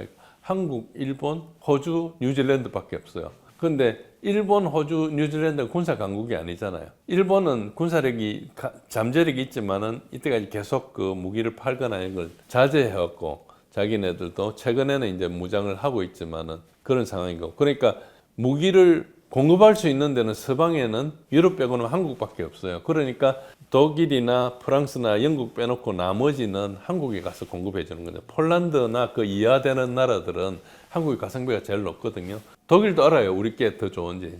우리나라 거 세 개 사는 게 독일 거 하나 사는 것보다 훨씬 가성비 좋은지 알지만 자기네들 자기 방위 산업을 살려야 되기 때문에 안 하는 걸 뿐이죠. 물론 뭐 전투기 기술이나 이런 게 이제 아직까지 유럽이 우월한 게 많지만은 우리가 이제 급속히 따라잡고 있고 우리가 제조업 기반이 좋기 때문에 이런 국방 기술이랑 오래 투자해야 되지만 기본적으로 제조업 기반 위에 있는 것이거든요. 그런 측면에서 우리가 경쟁력이 굉장히 높아요. 미국보다도 사실 훨씬 경쟁력이 높아요. 물론 미국 같은 규모로 투자는 못하지만 상당히 이제 뭐 기술이나 이런 건 부족한 건 많지만 전반적인 게 좋죠.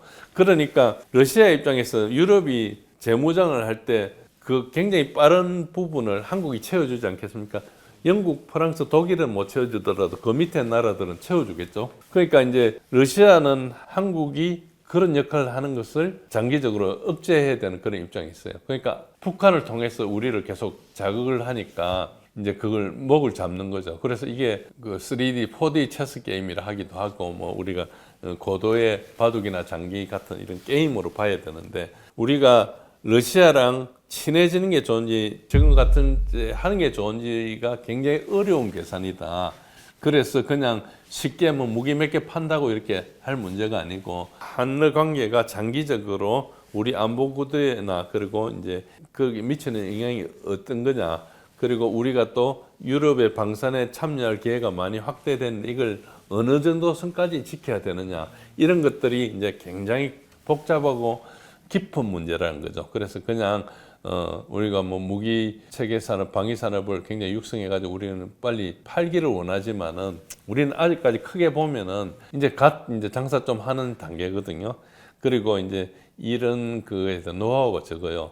미국이 왜 그 우리나라나 동맹들한테 자기 무기를 계속 강요하는지 압니까? 그 무기를 강요하는 것은 돈 몇 푼 벌자고 하는 게 아니에요. 물론 방위산업체들이, 자국 방위산업체들 돈을 벌고 그걸 정치인들이 리베이트를 받겠지만은 그거 이전에 무기를 어느 나라에 종속을 하게 되면 주권을 종속할 수 있거든요. 무기가 없을 때 갑자기 대체할 수 없잖아요. 그러니까 이것은 그냥 무기 뭐 몇십억 불 파는 이런 문제가 아니에요. 무기를 어떤 나라들은 무기를 팔아라 해도 안 팔아요. 그렇지만 또 어떤 나라는 무기를 반드시 사라고 그래요. 그러니까 자기 동맹국들을 자기 무기로 이렇게 도배를 해놓으면은 급할 때 그 무기 없으면 아무것도 못 되잖아요. 이란이 대표적이잖아요. 47년 전에는 미국이 엄청나게 무기를 줬어요. 그래가지고 이란이 가지고 있는 F-14 탑건에 넣는 그 톰 크루즈가 몰았던 게 이제 F-14 탐캣인데 그 오래된 비행기를 아직도 이란이 가지고 있어요. 1979년도에 혁명이 일어나고부터 그다음 미국이 지원을 안 해줬거든요. 그러니까 이제 그 이란의 전투기 공백은 계속 있는 거죠. 47년 동안 전투기 공백이 있으니까 다른 식으로 미사일과 드론을 갈 수밖에 없는 거죠. 그러니까 전투기를 만든다는 건 굉장히 고난도거든요. 그냥 기술적으로 어려운 게 아니고 시장이 있어야 돼요. 자기 뭐 100대 정도 만들어봐야 수지타산에 안 맞거든요. 그러니까 그런 것을 이제 어디 다른 데 의지해야 되는 그런 쪽으로 가죠. 그러니까 무기를 판다는 것은 그런 고도의 부분이 있습니다. 그래서 이런 상황에서 우리가 이 계산을 할 때 우리가 그냥 방위 산업을 육성하는 게 좋으냐? 뭐 육성하는 거 좋죠. 그리고 그거 특히 다른 나라에 파는 거 좋지만은 그러니까 한러 관계나 그 한중 관계나 이런 관계를 보고 지금 미국이 휘두르는 어떤 레버리지에 우리가 지금 당하는 만큼 우리가 다른 것도 할 수 있냐 이런 굉장히 복합적이고 고도의 계산을 해야 됩니다. 그런 계산을 충분히 마친 다음에 이제 평가할 수 있는 거죠. 누가 공개적으로 이야기하지 않더라도 그런 계산이 필요하다 이런 걸 알 수 있습니다. 오늘 나와서 이란 전쟁과 뭐 러우 전쟁 복잡한 말씀을 많이 드렸습니다. 이 안보 문제나 지정학 문제는 생각보다 되게 깊은 문제예요. 그래서 불확실성도 많고 하고 예측하기 힘들고 하기 때문에 쉽게 말씀드릴 수 없지만은 시청자분들께 쉽게 설명하려고 노력을 했습니다. 조금 더 깊이 있게 알기를 원하고 같이 공부하기를 원하면은 진제일의 군사를 이해하기는 블로그에 오셔가지고 같이 의견도 나누고 거기 소통하면서 서로 배워가는 계기가 됐으면 좋겠습니다. 오늘 들어주셔서 감사합니다. 지금 미국은 굉장히 당황하고 있다. 이란이 잘 버티는 이유는 자그로스 산맥이 굉장히 길고 이게 굉장히 천연 방어 요새죠. 36년 동안 이란은 미국이 어떻게 하는지 공격 패턴을 다 분석을 완료했어요. 그거를 이번이 최후 결전이라고 생각하는 거죠. 유가가 급등하고 미국 국내 소비자 물가가 급등하고 트럼프의 지지율이 하락이 압박이 있고 장기적으로 버틸 수는 없다. 예, 이란이 잘 버티는 이유는 일단 지형이 굉장히 넓습니다. 한반도가 22만 평방킬로미터잖아요. 그런데 이란은 160만 평방킬로미터거든요. 한국의 16배 이상 되고 한반도에 7.5배 정도 되죠. 그리고 이제 자그로스 산맥이 굉장히 길고 엘브루즈 산맥이 있고 이게 산맥 사이에 이제 가운데 뭐 테란 같은 데 약간 분지가 있고 이런 단계입니다. 그러니까 이게 굉장히 천연 방어 요새죠. 그리고 이제 모자이크 방어를 하기 때문에 공격 중심이 없어요. 그래서 참수 작전이 그야말로 쓸모가 없고 경제 자체가 굉장히 자급자족 경쟁입니다. 36년 이상 서방의 제재 속에서도 독자적인 방산이나 에너지 인프라를 구축 완료했거든요. 그러니까 과거에 석유를 발견해가지고 영국에서 와서 그 개발해주고 할 때는 이란에 뭐 엔지니어도 없고 아무것도 없지 않습니까? 근데 이란이 혁명 이후에 굉장히 교육을 강화해가지고 엔지니어들만 스템이라 그러죠. 사이언스, 테크놀로지, 엔지니어링, 매스매틱스인 네 분야, 이공계 분야에 종사하는 인원이 굉장히 많고, 특히 이제 이란에서 논문이 굉장히 많이 나오고 있고, 특히 우리가 알고 있기로는 이란에 여성 인권이 없다고만 이야기하는데 스템 쪽에 종사하는 사람들의 60에서 70%가 여성이에요. 이슬람 계통뿐만 아니고 전 세계적으로 여성 엔지니어링 비율이 가장 높은 데죠. 그러니까 그런 측면에서는 여성 인권이 가장 높은 거죠. 오히려 이제 밖에서 몸으로 때우고 가서 싸우고 하는 것은 남자들이 하고 여성들은 저런 과학 기술을 한다. 이렇게 이제 보시면 되고요. 그래서 이제 그런 측면이 있고, 그러니까 이제 전략적 학습 측면에서 걸프전이나 이라크전, 아프간전 하는 것을 36년 동안 이란은 미국이 어떻게 하는지 공격 패턴을 다 분석을 완료했어요. 그래서 어떻게 할 거라는 걸 알고 있습니다. 그런데 그거를 미군이 새로운 방법을 할 수가 없잖아요. 새로운 방법을 하면 새로운 방법을 교육을 시켜야 되는데, 그러니까 이제 할 수 있는 걸 다 알고 있죠. 이란이 어떻게 싸우는지는 미군이 모르고 있어요. 그것도 알려면은 투자를 해가지고 분석을 해야 되지 않습니까? 이제 그런데 그거에 대해서 미국이 약간 오만함이라 그러죠. 자기네들 위대하기 때문에 저걸 잘 안 보는 거죠. 러시아조차도 무시하는데 뭐 이란을 신경 쓰겠어요. 그런 측면이 있고. 그리고 이제 내부 결집 측면이 있습니다. 이슬람 혁명하고 신정 체제를 하기 때문에 약간 압제적인 측면이 있었는데, 또 한편으로는 그게 종교적인 단합도 되거든요. 이란에 이제 그 페르시아계가 한 60%고 다른 데가 이제 한 40% 됩니다. 그러니까 아무래도 이견이 좀 있을 수 있는데, 이제 외세가 침략하면 이게 단결하는 효과가 있어요. 일부 극렬 분자들 반기를 드는데 그것은 대부분 CIA나 이런 데 사전에 오랫동안 공작해가 만드는 것들이고요. 어라운드 플래그, 그러니까 깃발 중심으로 모이는 효과가 있어요. 그래 전쟁이 나면 그런 효과가 있기 때문에 저런 게 생각보다 잘 버티고, 중요한 것은 이 모든 게 예견됐다는 것입니다. 그러니까 2020년도에 이제 트럼프 일기 때 솔레이마니를 암살했지 않습니까? 솔레이마니를 암살했을 때 이란이 보복을 했어요. 그리고 그 다음에 2024년도에 트루 프라미스 1, 트루 프라미스 2 이런 게 있었고, 그리고 그때 이란이 보복한 미사일 능력을 보고 이스라엘과 미국의 방공망 문제가 있다 이렇게 이제 사람들이 알 수 있었고, 그리고 작년에 있었던 12.1 전쟁, 이 12.1 전쟁에 대해서 이란이 반격한 게 트루 프라미스 3입니다. 지금 하는 게 트루 프라미스 4고요. 그래서 작년 6월 달에 사실 이스라엘 참패를 했죠. 그걸 네타냐후가 휴전을 하자 그래가지고 트럼프가 와서 핵시슬 때리는 식으로 해가지고 이제 휴전을 했죠.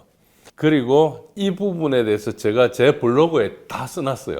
그때 지켜보니까 이란의 능력과 이스라엘이 문제가 있다. 그러니까 저 같은 사람이 공개 정보를 가지고 추정해서 보는데도 알 수 있는 것은 미국에서 당연히 알고 있었겠죠.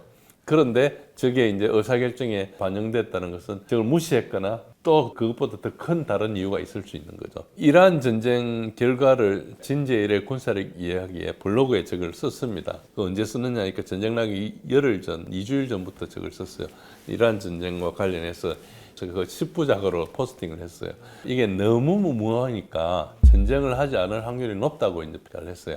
제가 확률로 따지면 한 45%좀 된다. 즉 50%는 안 된다. 이렇게 했는데, 그럼에도 불구하고 전쟁을 했다는 것은 미국의 의사결정 과정이 너무 문제가 많거나 우리가 모르는 또 다른 차원의 게 있거나 둘 중에 하나라는 거죠. 그래서 지금 미국은 이걸 모르고 했다고 보면은 굉장히 당황하고 있다. 이스라엘도 당황하고 있다고 보는 게 더 정확할 거고, 말씀드린 대로 더 큰 의미를 부여하고자 하는 것은 이게 설명이 안 되기 때문에 합리적으로 이걸 미국의 비합리적인 행동을 해석하는 시도의 하나라 이렇게 볼 수 있습니다.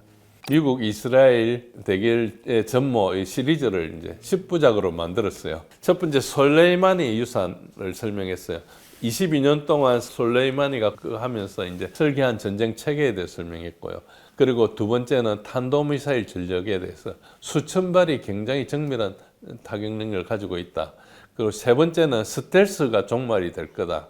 스텔스기가 피해를 입을 거다.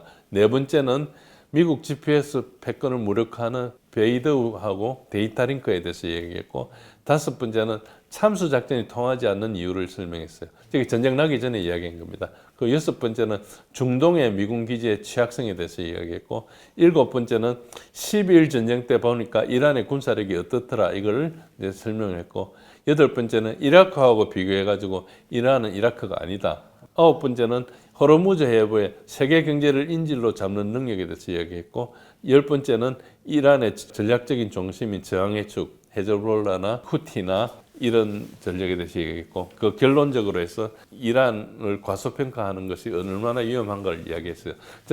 저 이야기는 웬만한 사람들이 알 수 있는 걸 제가 체계적으로 정리한 거에 불과한 겁니다. 그 중에 하나도 제가 뭐 남들 안 가지고 있는 데이터가 있는 게 아니거든요. 공개된 정보를 가지고, 그리고 저는 이제 오랫동안 이거를 이란 전쟁을 봐왔으니까, 그리고 특히 이제 2024년 10월 달에 이란이 트루프라임스 2 때 여러 가지를 공격했는데 네바팀 공군기지에다가 탄도미사일이 떨어진 위성 사진이 있어가 그걸 분석해 보니까 생각보다 능력이 있다 이렇게 이제 봐서 미국이나 이스라엘 방공체계가 통하지 않을 거다.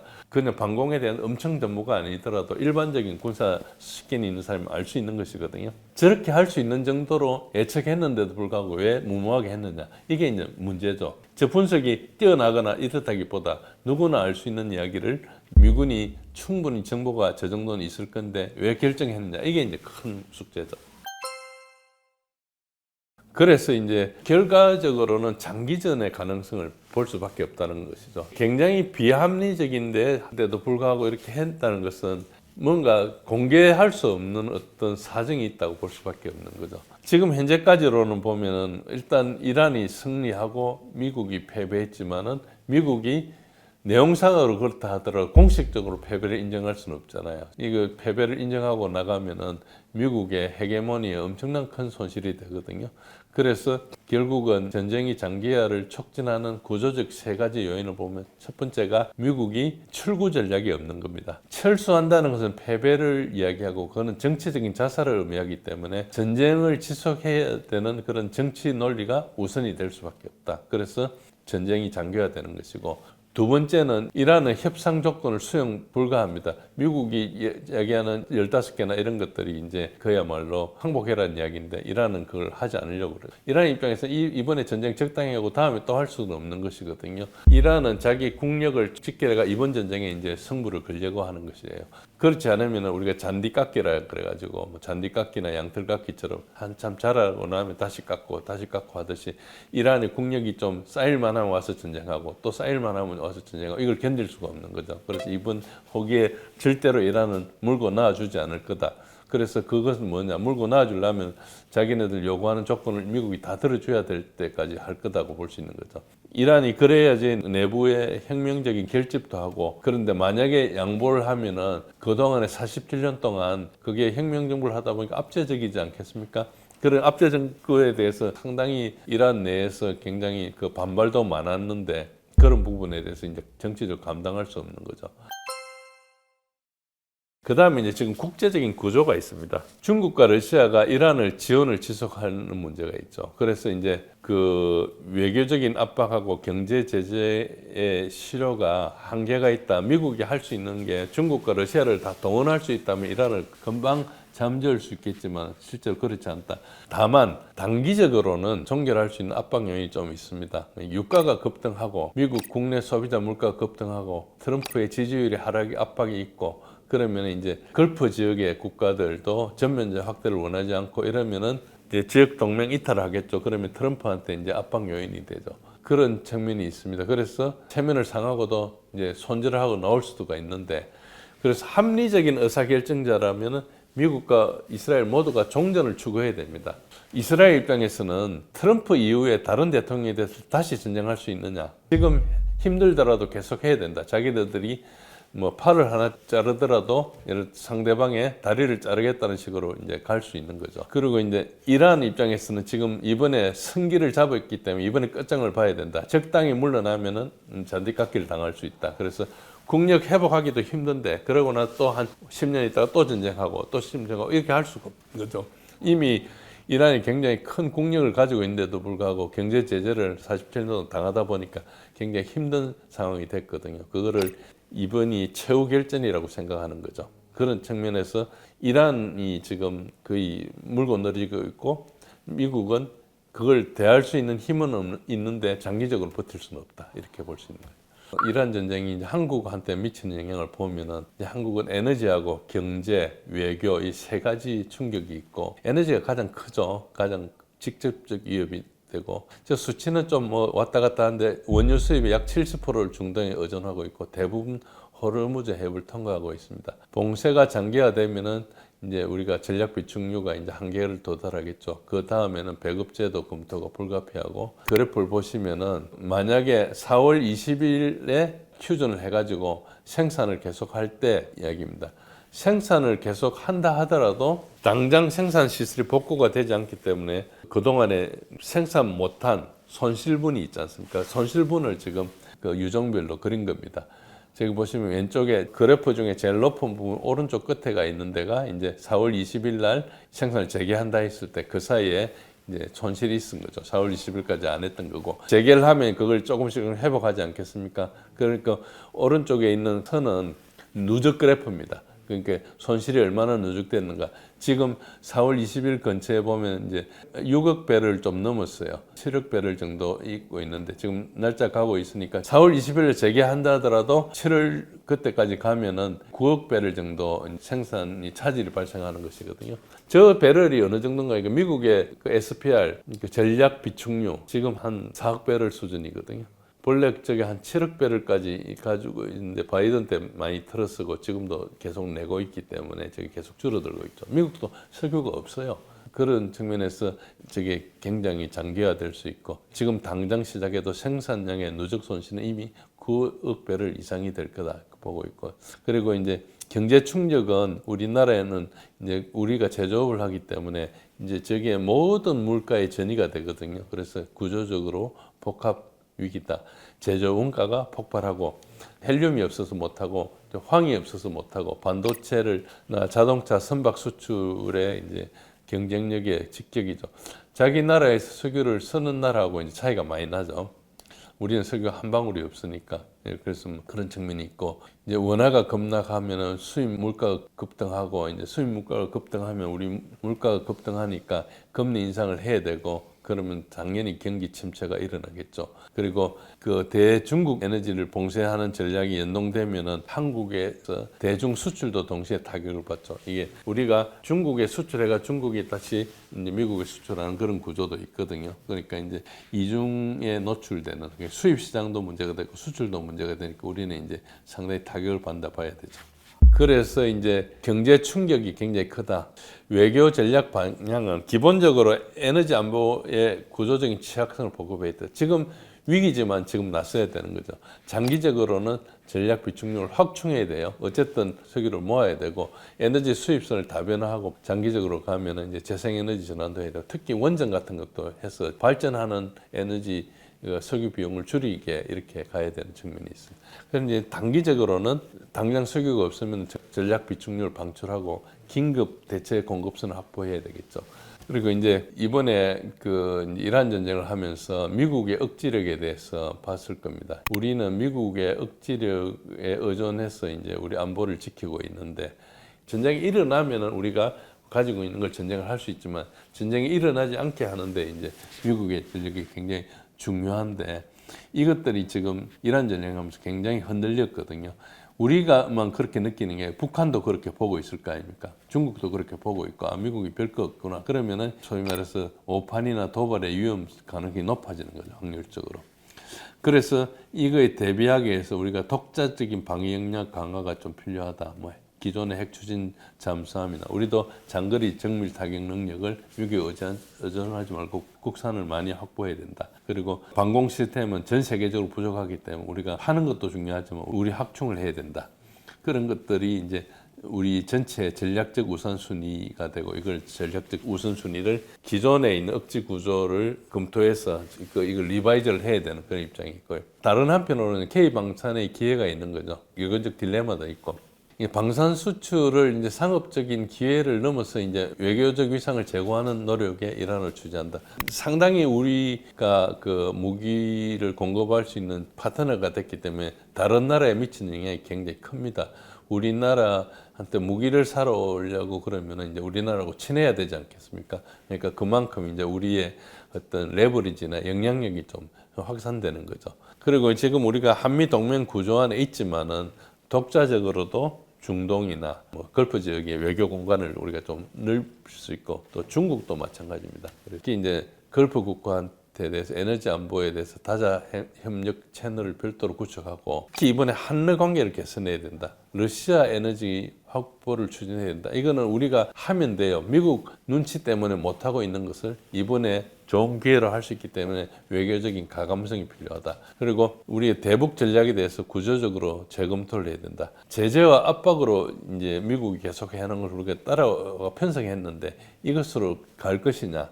아니다. 이거 우리가 완전히 지금 판을 다시 봐야 될지 모른다. 다른 대안을 끊임없이 모색해야 된다. 어떤 청사진을 당장 내놓을 수 없다 하더라도 우리 끊임없이 이제 대안을 검토해야 된다. 그리고 전략적 모성 유지가 필요하다. 그러니까 지금 미중 대립 사이에서 균형치고 왔다 갔다 하는 상황에서 우리가 과거에 했던 어떤 균형자 역할을 할 수는 없다 하더라도 어쨌든 우리 국익 외교로 가기 위해서 근해 타기를 좀 해야 되는 그런 상황이기 때문에 우리가 어느 편에 서는 것을 너무 명확하게 할 필요가 없이 해야 된다. 그게 이제 굉장히 잘하는 나라가 인도하고 터키 같은 나라예요. 터키는 배신을 밥 먹듯이 하고요. 인도는 어느 편에 속하지 않는 거예요. 이란도 마찬가지입니다. 중국과 러시아하고 관계를 맺고 있지만 이게 오랫동안 제재를 받다 보니까 이렇게 된 거지. 이란도 러시아하고 소련 시절부터 관계가 되게 안 좋았어요. 그러니까 이란이 자기 주권이나 독자성에, 자주성에 대해 침략받지 않으려고 굉장히 이제 이런 것들 제한하고 있거든요. 그러니까 우리는 80년 동안 한미 동맹이 우리의 젖줄이기 때문에 거기에 의존하는 게 되게 편하고 그렇게 가지고 거기에 의존해 왔는데 지금 그렇게 편안함을 계속 누릴 수 있는 환경인지 지금 정신을 차리고 이불을 걷어차고 밖에 나가가지고 다시 봐야 될 것인지 이 부분에 대해서 우리가 재정립을 해야 될 시기다. 이거는 미국 군사계획자들이 가장 두려워하는 시나리오입니다. 호르무즈 해협 봉쇄를 하면서 대중국 억제를 해야 되는 그런 입장에 보면 결국은 그 이중 전선을 열 수밖에 없다. 더 현실적인 위기는 탄핵이 아닌 지지율이 붕괴고 트럼프가 데리고 있던 강요들이 많이 나가고 있어요. 대테러 국장도 사퇴를 하고 봉숭아 학단처럼 운영하고 있는 거예요. 개선이 안 되면 그 이후에는 탄핵이 될 수 있는 겁니다.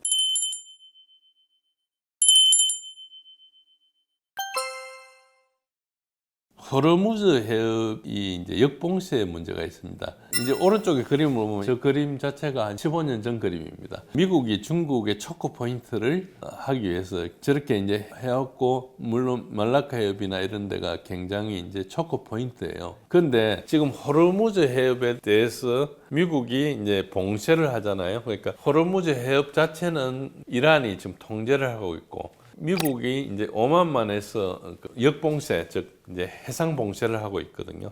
그렇게 하면서 이제 중국에서 온 배를 지금 납포를 했어요. 중국에서 온 이란의 컨테이너 선박인데 중국에서 출발해 왔어요. 그러니까 중국에서 수입한 물건을 이제 납포를 한 거죠. 그런데 이런 상황을 잘 보면 지금 이거를 계속 오랫동안 봉쇄를 한다 이렇게 보면은 중국이 개입할 수밖에 없는 구조적인 이유가 이제 발생하는 거죠. 이란산 원유는 이때까지 이란 제재로 인해서 90%를 중국이 수입했는데 봉쇄를 하게 되면 중국이 에너지 안보에 어쨌든 직격이죠. 그 외에 걸프국에서 수입해 가는 것도 막을 거니까 이제 크게 이제 직격이 되는 거죠. 미국이 중국 선박에 대해서 실질적인 조치를 할 경우에는 전쟁 행위를 선언 가능합니다. 현재는 그 비공식 경고 수준을 하고 있지만 일단 중국에서 이렇게 했어요. 그래서 이 경우에 미중 직접 충돌이 되게 되고 이거는 미국 군사계획자들이 가장 두려워하는 시나리오입니다. 지금 미국이 군사력이 굉장히 작거든요. 미국이 해군이 세계 최고인데 미국의 해군 함정이 300척이 안 됩니다. 미국이 최고 피크 때는 거의 700척에 가까이 갈 때가 있었어요. 뭐 700척이 간 적은 없는데 한 3, 40년 전부터 계속 추구를 하고 있었어요. 그거는 이제 그러니까 냉전이 끝나고 나서 이제 계속 감축할 수밖에 없는 환경을 맞아가 바뀌었지만은 어쨌든 그런데 함정 대수로는 중국이 1등이에요. 뭐 물론 항공모함도 아직까지 몇 척 안 되고 하니까 그 원양 해군 측면에서 미국이 압도적이지만은 중국이 지금 성장 속도가 엄청 빠르거든요. 그리고 아까 말씀드린 대로 미사일 같은 걸 굉장히 낭비했기 때문에 현재 중국한테 이렇게 할 수 없는 그런 입장에 있죠. 그래서 이제 미국이 지금 현재 호르무즈 해협 봉쇄를 하면서 대중국 억제를 해야 되는 그런 입장에 보면 취약성이 있는 겁니다. 세 가지 취약성인데 첫 번째가 전략적 중심이 부족한 겁니다.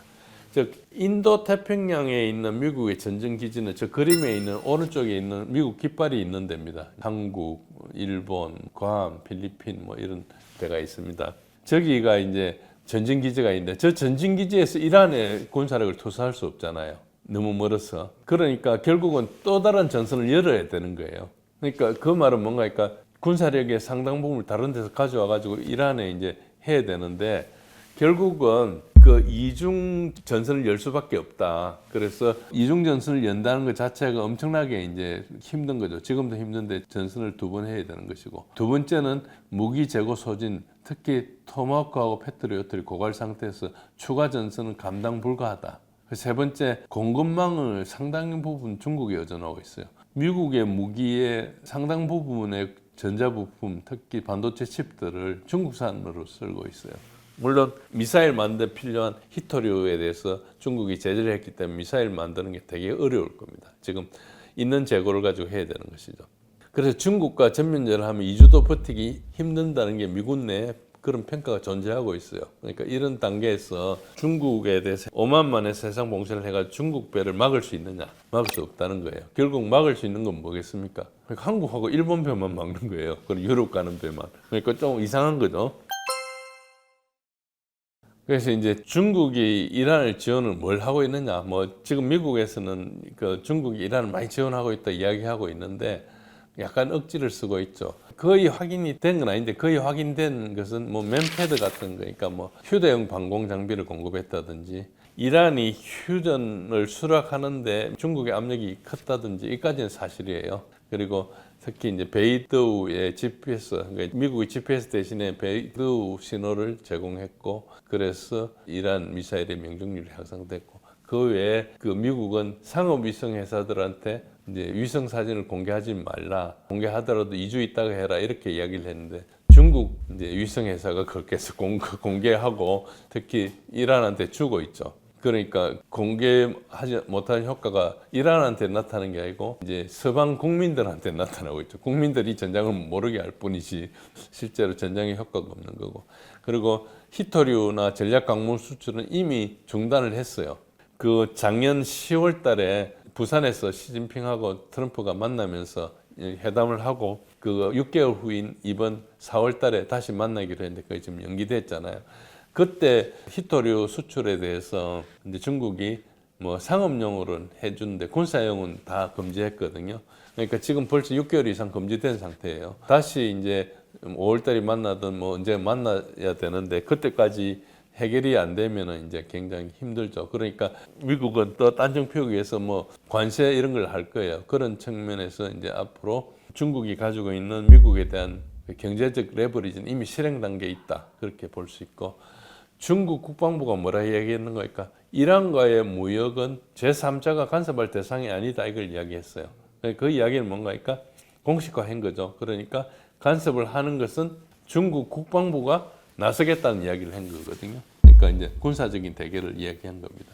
이제 이게까지는 사실이고 앞으로 이제 추가적인 지원 가능성이 있는데 이걸 단기, 중기, 장기로 이렇게 나눠 보면은 파키스탄을 통해서 우회적으로 군수 지원 채널을 확대할 수가 있고, 그리고 중기적으로는 중앙아시아 이제 육상 파이프라인을 가속화하는 거죠. 지금 현재까지도 지하로 이렇게 파이프라인을 연결해 놨어요. 그래서 이거는 절대 미 해군이 간섭할 수 없는 걸 이제 하고 있죠. 그래서 호르무즈 의존도를 중국은 그 자체를 제거하고 있는 중에 있습니다. 저건 아직 건설 중에 있기 때문에 완성되려면 시간이 걸리겠지만은 이게 되고 있고요.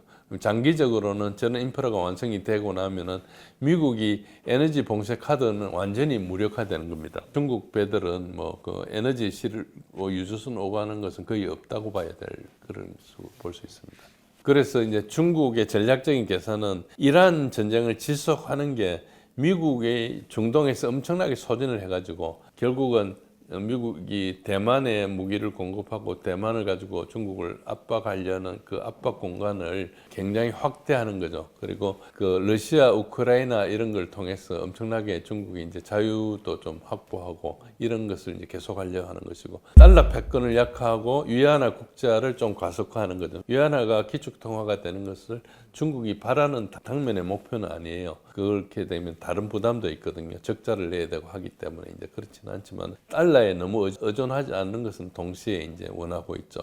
그래서 이제 이란 석유 위안화 거래도 확대되고 있고, 걸프 지역하고도 이미 그 위안화 거래를 확보를 많이 하고 있고, 특히 금을 가지고 위안화를 거래하는 시스템을 사우디하고 이런데 이제 만들어 놨죠 이미. 그런데 미중 군사 직접적인 충돌을 회피할 거다. 일단 대리 방식으로 이익을 극대화한다. 이제 중국의 입장에서는 적인 미국이 실수하게끔 내버려 둔다는 거예요. 괜히 간섭하면 적이 실수를 안 할 수 있으니까 그냥 계속 실수하도록 내버려 둔다, 이런 걸로 볼 수 있습니다.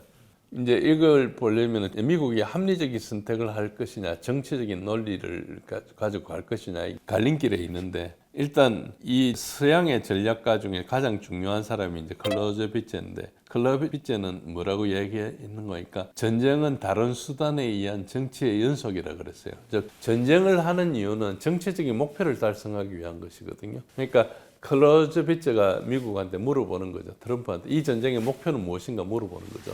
지금까지는 트럼프가 한 이야기는 협상 복귀해도 좋고 해협을 개방해도 좋고 유가 하락이 떨어져도 좋다, 이런 애매한 불명확한 전쟁 목표를 얘기하고 있어요. 목표가 불명확하니까 달성 조건이 없어요. 그러니까 이게 전략이 아니고 혼돈인 상태죠. 이게 이제 트럼프가 가지고 있는 어떤 고도의 정치적인 계산이 있어가지고 그걸 가지고 미국이 움직이고 있으면 다른 문제인데, 이게 미국이라는 큰 나라를 움직일 때 트럼프 마음속에 있는 것을 모든 사람이 다 헤아릴 수가 없잖아요. 그러니까 지금 현재 그게 불일치하니까 대테러 국장이었죠. 대테러 국장도 사퇴를 하고 장군들도 그 사임을 하고, 그리고 지금 해군성 장관도 사임을 하고, 이런 혼돈이 일어나는 거죠. 그러니까 소수 몇 명만 그 비전을 공유하고 있는지도 모릅니다. 그러니까 아니면은 노출된 대로 완전히 지금 혼돈 상태에 있어가지고 봉숭아 학단처럼 운영하고 있는 거예요. 그럴 수가 있는 거죠. 그러니까 그건지 아니면 고도에 뭔가 있는지 설명이 안 되니까 고도에 뭐가 있을 거라고 계속 추정을 하고 있는데, 고도에 뭔가 있을 거라고 생각하는 게 전혀 근거 없는 것도 아니에요. 그렇기 때문에 이제 굉장히 어렵지만은 현재 나타나고 있는 것은 굉장히 혼동스럽고 볼 수 있고, 군사 전략적인 그 최선의 선택은 거의 유일한 합리적인 선택인데 나쁜 조건이지만 일단 협상을 타결하고 단계적 철수하는 게 미국에 좋습니다. 그러나 이 선택의 현실적인 장벽이 뭔가 하니까 철수는 패배고 이스라엘이 계속 압박을 해가 전쟁을 계속하라 할 거고 공화당의 내부에서도 반발할 거다. 결국은 이 전쟁은 합리적인 결론이 아니고 정치적인 논리에서 지속될 가능성이 높다. 그래서 그 과정에서 글로벌 경제가 지속적으로 충격받고 지역 질서가 재편되고 미국의 패권을 점진적으로 침식할 거다. 그래서 지상전을 갈 수밖에 없다고 보는 것도 굉장히 비합리적이지만 스스로 빠져나올 수 없는 그런 모순에 빠졌기 때문이라 이렇게 보는 겁니다. 그래서 트럼프의 탄핵 가능성이 지금 현재는 탄핵 가능성이 없습니다. 공화원이 하원에서 과반 이상이기 때문에 탄핵 소추 발의 자체가 구조적으로 매우 어렵습니다. 그리고 역사적으로도 전쟁 당시에 대통령 탄핵은 역사적으로 없었습니다. 물론 미국이 뭐 250명밖에 안 되기 때문에 그 역사적인 게 그다지 의미가 없지만 그렇고요. 더 현실적인 위기는 탄핵이 아닌 지지율이 붕괴고, 트럼프가 데리고 있던 강요들이 많이 나가고 있어요. 특히 이제 법무장관도 나가고 있고, 뭐 굉장히 많은 사람들이 나가고 있고, 그동안에 트럼프를 지지했던 사람들 굉장히 이탈하고 있죠. 그래서 이제 그렇게 되면 정책이 표류할 가능성이 높고, 그 다음에 경제 충격이 심화되는 것이 계속 개선이 안 되면 공화당 중간층이 이탈합니다. 트럼프는 레드넥이라 하죠. 그러니까 백인 블루칼라 노동자들의 지지를 받아가지고 이렇게 했는데, 이 사람들이 대거 이탈을 하면은 올 11월 달에 있는 중간 선거 변수 가능성이 되게 많죠. 그 이후에는 탄핵이 될 수 있는 겁니다.